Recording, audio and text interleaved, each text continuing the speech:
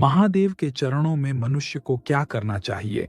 मनुष्य का जीवन तभी सफल होता है जब वह अपने जीवन को धर्म, भक्ति और सत्य की राह पर चलाता है।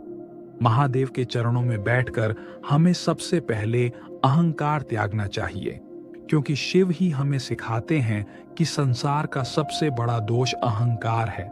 जब हम अपने भीतर से अभिमान निकाल देते हैं, तभी सच्ची भक्ति का मार्ग खुलता है। महादेव भोलेनाथ हैं। वे दिखावे या बाहरी आडंबर से प्रसन्न नहीं होते, बल्कि शुद्ध हृदय और सच्ची श्रद्धा से प्रसन्न होते हैं। इसलिए मनुष्य को चाहिए कि वह हमेशा मन, वचन और कर्म से पवित्र रहे। भगवान शिव के चरणों में रहकर हमें यह भी समझना चाहिए कि भक्ति का अर्थ केवल पूजा पाठ करना नहीं, बल्कि हर प्राणी में भगवान को देखना है।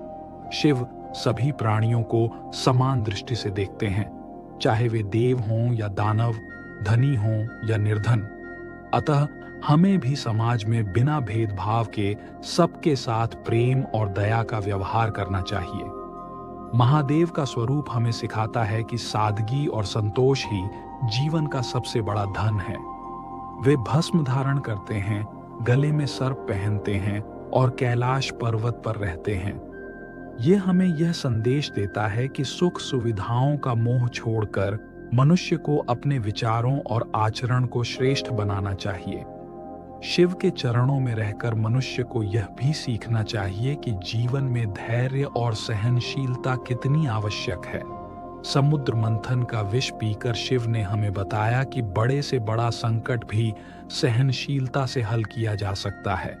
इसलिए हमें भी हर कठिनाई का सामना धैर्य और विश्वास के साथ करना चाहिए।